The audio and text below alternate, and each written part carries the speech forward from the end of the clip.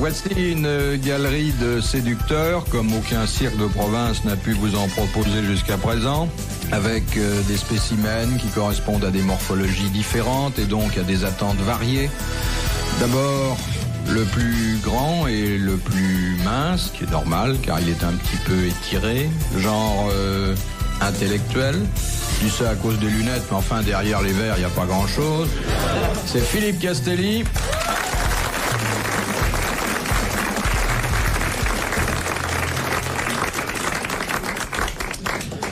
Le côté sportif, mais aussi artiste, les deux, quoi. Bon, je veux dire, la barbe poivre et sel qui inspire confiance aux dames. Le blouson de... C'est un blouson de quoi, vous faites ça? C'est un blouson de...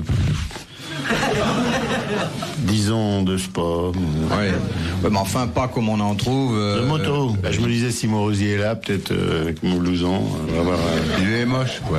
Oui. Non, je veux dire que c'est quelque chose qu'on ne peut pas acheter en faisant moins de 10 000 kilomètres, quoi. C'est ça qui est important. Il faut ce qu'il faut. Hein.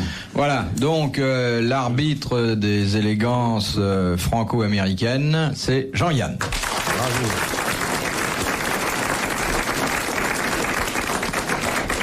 Le genre anglais. Genre anglais, genre bridge golf, avec un zeste de syndicat, ce qui est inattendu. C'est pas incompatible. Extrêmement propre sur lui, rasé de près. Il sent bon en plus. Moi je suis à côté, j'ai le vent qui vient par là. Quand Yann parle, ça sent très très bon. Daniel Castelli. Qu'est-ce que vous racontez? Daniel Castelli, qui est le frère. Daniel Castelli, qui est le frère du grand Castelli. Daniel, c'est Caldi, pardon. Excusez-moi, oui. Finalement, vous savez, les grosses têtes, ça fait une grande famille. Mais oui, monsieur Boudard, vous avez bien raison. Et puis le joyeux pédaleur, Jacques Balutin. Bravo, vive la pédale. Bon, messieurs, c'est une citation de Madame Casuel de Saint-Omer, qui a dit: il y a deux sortes de restaurants, ceux où l'on se lèche les doigts et ceux où on se les mord. L'Urdac, non? Non. Quand il disait on se les mord, c'est des doigts. Des doigts, oui, c'est ce que je voulais préciser. C'est Woody Allen, c'est un Américain, ça. Non. C'est un Français? Oui. Tristan Bernard. C'est un gastronome. Un gastronome. Kurnonski. Bonne réponse de Philippe Castelli. Merci à Jean-Yann. Il l'a dit, lui aussi. Mais qui a remplacé Kurnonski comme prince élu des gastronomes? Borel. Comment s'appelait-il, Kurnonski, vous savez? Marcel. Ouais. Non, il y a un très français, Le Grand. Non. Il s'appelait Saillant. Ah bon? Et comment il est mort? Il est tombé par la fenêtre. Il est tombé par la fenêtre après un bon repas. Et Kurnonski, qu'est-ce que ça veut dire? Je sais pas, c'est Leska, c'est Eski, Kurnonska, Surnonski. C'est du latin. C'est du latin. Yann devra savoir. C'est pas russe. C'est pas polonais un peu plutôt, Kurnonski? C'est du latin. Déformé. Russifié. Eh ben ça veut dire Celui qui aime la bonne bien cuit. cure, pourquoi pas? Pourquoi pas, exactement. Bon, alors deuxième citation de Monsieur Mais Potu de vous n'avez Metz. pas répondu à ma question. Qui elle l'a remplacé? Oui, parce qu'il était prince élu des gastronomes. Prince élu des Alors, il n'y en a plus des princes élus des gastronomes? Non. C'est pas Zitrone? On a parlé de gastronome, pas de goinfre. Bonjour monsieur Zitrone, entraînant, il y a justement, c'est Caldi qui parlait de vous. Léon, il grignote, Léon. Oui, mais ça lui profite. Ah oui. Il mange ça, que le des truc. tomates. Chaque miette compte. Il grignote de la Il viande. mange que des tomates Dans un petit bout de nature. papier. Oui, et il mange que du cheval, il paraît. Non, Léon a un tout petit appétit, mais qui se manifeste 20 fois par jour. Ouais. Ah ouais. Il n'y a plus de prince des gastronomes, il y a des critiques Les gastronomes. princes des poètes, il y en a encore un? Après Paul Fort, il y en a toujours un. Non, c'est fini ça. Il y a Marcel. Il n'y a plus de poètes, pourquoi il y aurait un prince des poètes? Oh, bon, il n'y a plus de poètes. Il y a peu de poètes, vous en avez un à côté de vous. Monsieur Castelli est poète? Oh oui, poète. Pas lui, mais le type qui a écrit Il reste madame qu'il faut faire Zimboum, c'est un poète. C'est pas moi qui écris les paroles, grand bête. Eh ben oui, mais le Collard. Eh ben, Collard est le roi des poètes. Personne Oui. ne peut contester les qualités. Non, ça non. De Madame Potu de Metz, qui a dit: les femmes fidèles sont toutes les mêmes. Elles ne pensent qu'à leur fidélité et jamais à leur mari. Guitry. Non. Voilà, on Fédot. Non. Bon, enfin, il est français d'abord. Français. Achard. Mort. Il n'était pas de l'Académie. Il était auteur. Labiche. Ah, il était de l'Académie. Il était auteur dramatique? Il était auteur dramatique et on reprend toujours ses pièces avec succès. C'est pas Feydeau. Non, C'est pas Courteline? non. Bourdet. Il était diplomate de carrière. Ah bah c'est notre ami Claudel. Claudel. Non, il n'y a pas que Ah oui, Un autre oui. diplomate. Il a Pagnol, écrit alors. des poèmes. Non, Non, il pense à c'est- Saint-Jean-de-Perse. Non, lui. non, Voilà. c'est pas un jeune père qui n'a pas Il n'a pas écrit de auteur. théâtre. Saint-Jean. Giraudoux. C'était Jean Giraudoux. Très bonne réponse de Philippe Castelli. Triomphe modeste, comme d'habitude. C'est Giraudoux, Yann, ça coulait de source. Bah, vraiment, c'est lamentable. Vraiment, un diplomate. Mais lui, une baffe, je te la rendrai. Parce que vraiment, c'est pas possible d'être aussi bête. Vous pensez, monsieur Yann, vous qui connaissez bien les esthètes, vous pensez que monsieur Castelli pourrait faire carrière là-bas? Oh là là, pour laver les bagnoles. Grand comme il fait un malheur, hein, Jean? Non, oui, Non, je crois que je serais très malheureux. moi. Il y a des eaux quand même là-bas. les acteurs français en Amérique, on leur demande que faire des maîtres d'hôtel. Les loufias.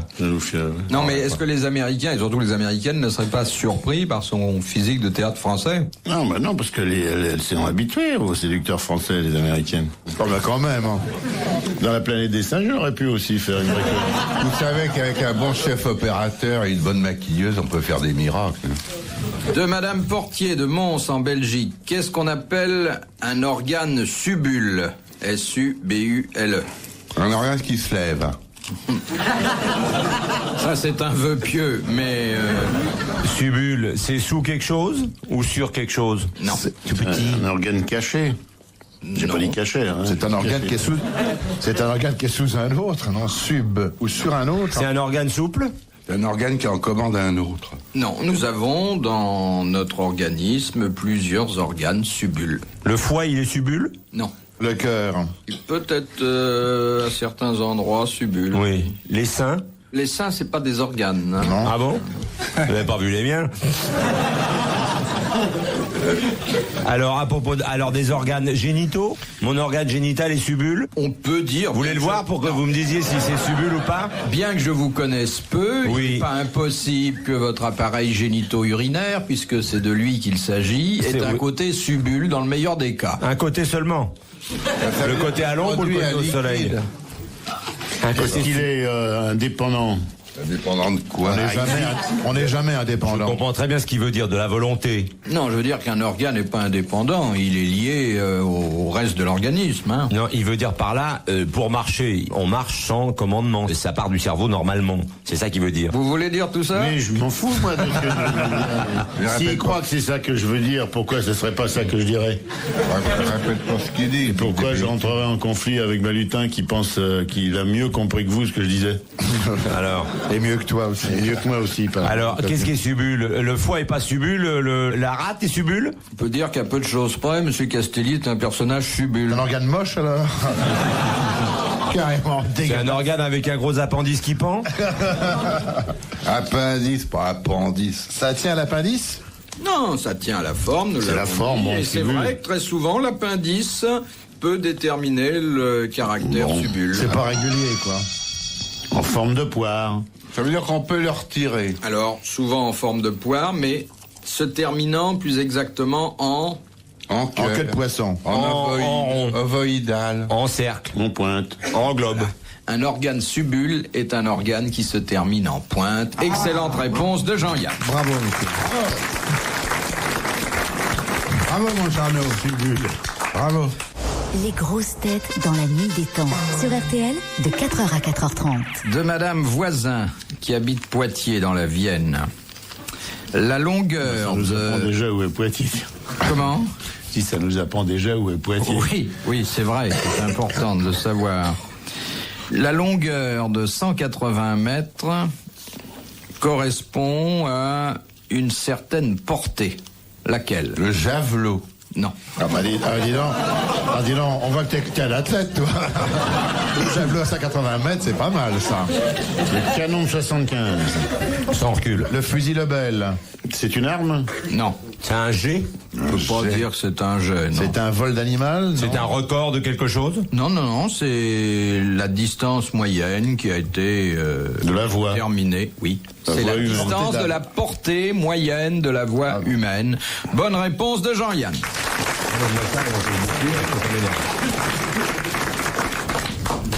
Alors vous lancez le javelot à 180 mètres. 180 mètres. Oui, mais attendez, il prend son élan quand même. Il lance le javelot à 180 mètres, mais comme sa portée de voix est de 200 mètres, il peut prévenir avant qu'il arrive. Alors c'est quand même intéressant dans son cas. Non, le javelot, c'est 60 mètres. Qu'est-ce que vous avez fait comme sport dans votre vie, Monsieur Castelli? La Libraire. natation, Oui. du yo-yo. C'est vrai La qu'il natation. il a un physique de yo-yoteur. Oui. Gilles Boguier aussi avec son blaire. J'ai fait de la natation avant tout le monde. Hein. Comment avant tout le monde? Oui, il veut dire avant qu'il y ait de l'eau dans la piscine. Avant qu'on remplisse la piscine, il nageait lui déjà. Vous tous qui êtes autour de cette table, Il y a 400 ans. pendant la guerre. Fallait savoir nager pendant l'occupation. Mais vous nagiez en eau trouble uniquement. Non, dans un étang. J'ai pas eu de coupe parce qu'il fallait des bons métaux pour avoir une coupe. Quoi? Quoi? Des bons métaux. Tu te souviens pas de la guerre, quoi? Des bons métaux. Des bons métaux. Ah, Voilà, des métaux. des bons pour acheter du métal. Oui. On aurait pu te filer une On coupe. va donner à des tickets de viande. Fais attention avec ton appendice, tu touches le micro. Ta baigne. Oh, tant Mais pis. c'était un étang olympique, je veux dire, c'est fait pour la... Non, il y avait 100 mètres brasse. C'était tout petit, c'était... Comment j'étais tout? Oui, c'est junior, non? Oh, je devais avoir 16 ans. Vous avez eu 16 ans, vous? N'imagine pas, hein. Vous deviez tomber toutes les dames à Oh, 16 ans. ouais, la grande moisson. Ah, mais avec son tarin, ils l'ont dit fondé, il paraît.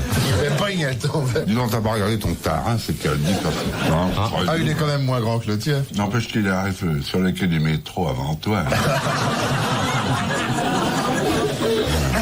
Ah, il a pas un vilain nez, monsieur Secaldi. Il est pas petit, mais il est pas... Il a une espèce de hangar à l'avant. En tout cas, il bourgeonne. Non, il bourgeonne pas. Voilà.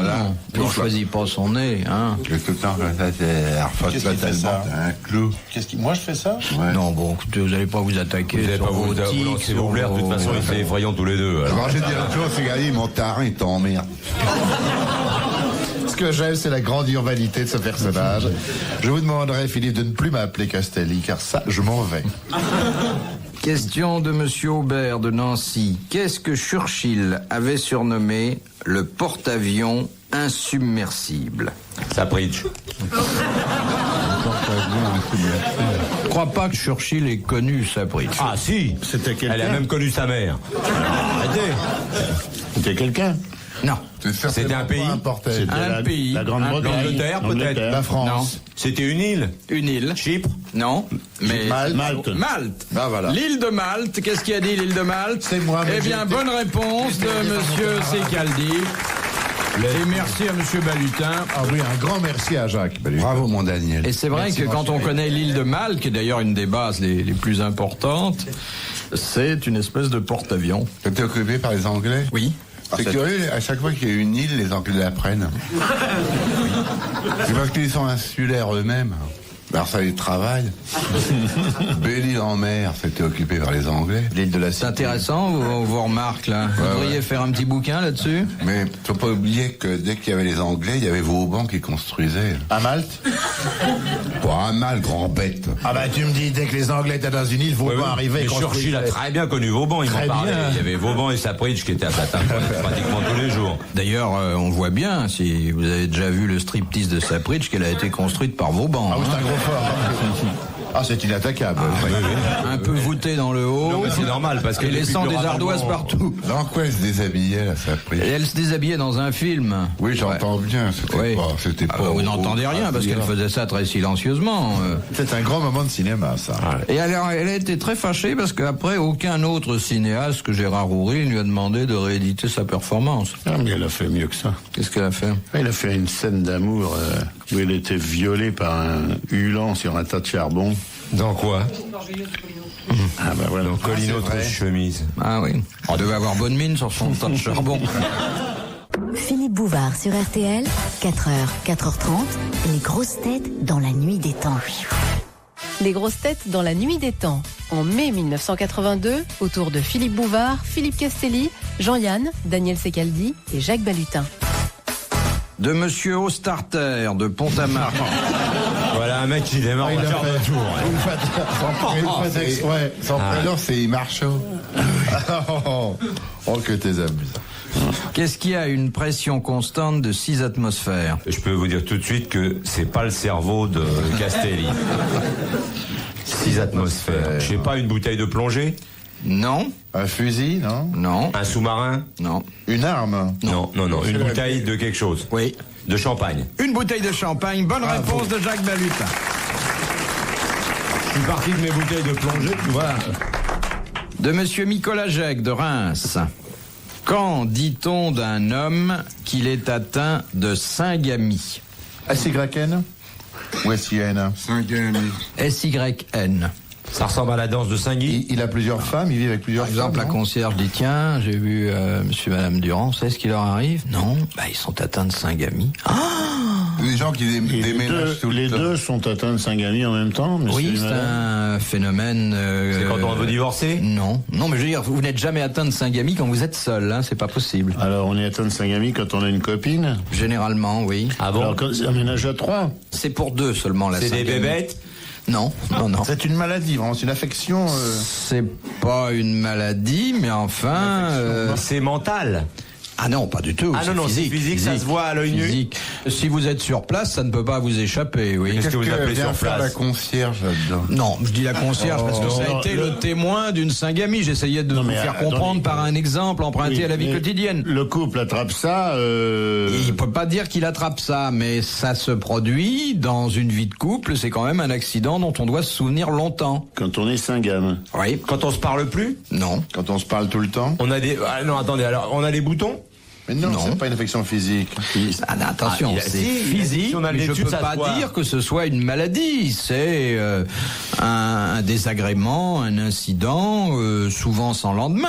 Hein. Ça se manifeste par quoi? Par des boutons? Ça se manifeste quoi par un comportement physique? Oui, on Il tremble en on tremble. peut dire que cet incident physique détermine un certain type de comportement tout à fait extraordinaire. Et ils font ça dans la rue, chez eux, tout le temps. Ils sont atteints pendant 24 heures. Sur Ça 24. peut durer plusieurs heures, quelquefois au bout d'un quart d'heure, c'est terminé.